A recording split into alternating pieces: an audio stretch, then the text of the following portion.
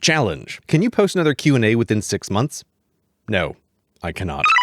What are your favorite and least favorite kinds of questions to answer? A long time ago, in a state far away, I did an event with some friends where my job was to pick questions from the audience. Right before the show started, Pretty Derek turned to me and said, "Please don't pick superlatives." And I said, "What's a superlative? Best, worst, favorite, least favorite."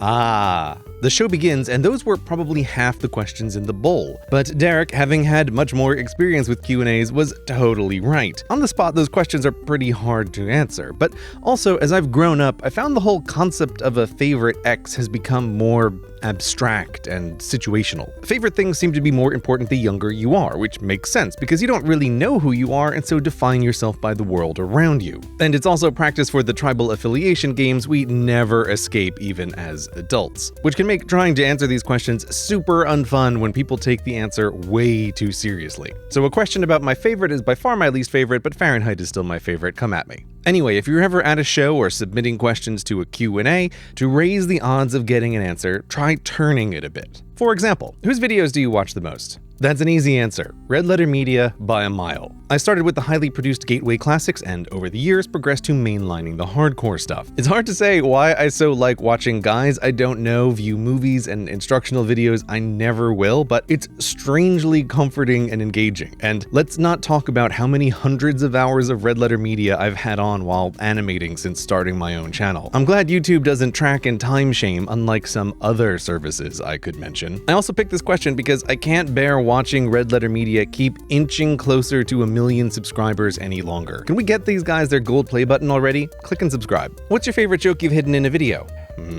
I'm gonna let this one slide because, oh man, do I love hiding stuff in videos, and it brings me tremendous joy when people find all the things. For example, have you found all the bees? There's a lot of them now. Again, no favorites, but a recent one I'm pleased with is this dude in the airport reading The Hobbit, and then The Fellowship of the Ring, and then the entire Rings trilogy, implying the wait to board that flight was really long. Favorite integer? No, I don't. Favorite color? I shouldn't have. Favorite magic colors? Well, black and blue, obviously, but no getting around this one. Favorite YouTuber? You know, these people are my friends. It would be really weird to pick a favorite podcast. No, I already explained favorite movie, favorite Liberian county flag, favorite world leader. You can't be serious. Favorite law of physics, favorite conspiracy theory, favorite tree. What? On a scale of 1 to 10, what is your favorite color of the alphabet?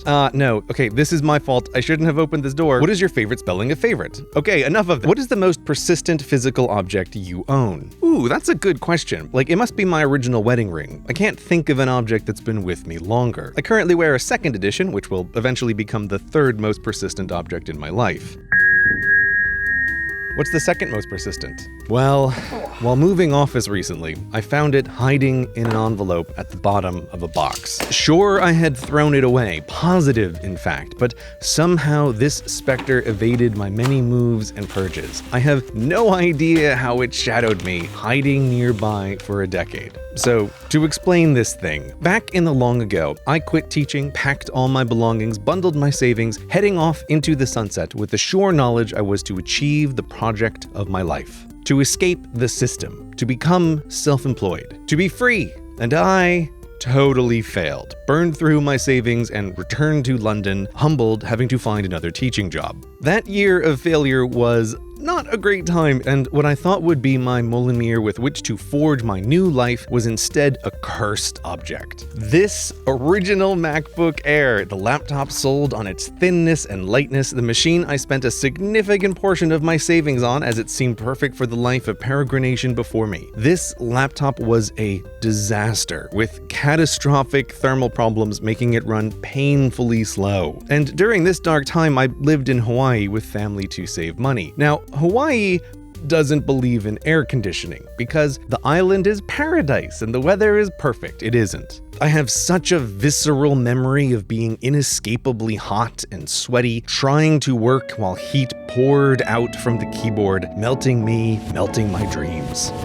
I thought I had long gotten rid of this totem of the absolute failure of a younger man. But it's weird, now that it's been so long, I kinda wanna mount it on my office wall as #neverforget. I don't think I really will, but I haven't thrown it out yet. What is one topic you will never discuss? How am I to answer this question? Is there still hope for the Catan video?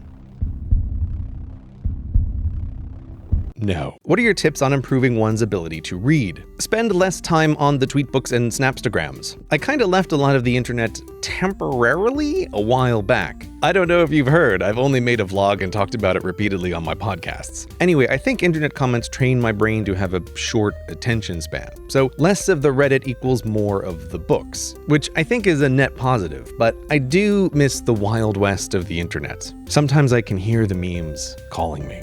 Now, anything you want to have more of in your life, like reading, also try to decide ahead of time what you're going to have less of to make space for it. Saying you want to do more X without also saying what you want to do less of is a recipe for failure. In life, there are no solutions, only trade-offs. How come you don't mention D&D more often? Despite, as you might imagine, the child me being right in the demographic for D&D, I never played it, so that's why I don't mention it. The closest I ever got was Baby's first D&D, Hero Quest, which I loved playing as the Dungeon Master. Does it frustrate you how all the months have different numbers of days? It makes spreadsheets very untidy, so yes. Have any answers from the previous Q&As changed? Man, every time this gets asked, I have more videos to check. This time through, I noticed I previously mentioned a proportional Senate as one of my top 3 changes to the Constitution, which was totally surprising to current me to see. Maybe past me meant a Senate run by MMP? If so, I didn't make that very clear. Anyway, I'm still pretty firmly against the Electoral College, not because of the original idea, but because of what has changed in the last centuries. But the House and Senate system seems like a pretty good way to try to balance the power of the states and the people. What's your favorite exit? The exit of my people, the Irish exit. Goodbyes are uncomfortable. When you're done, just go.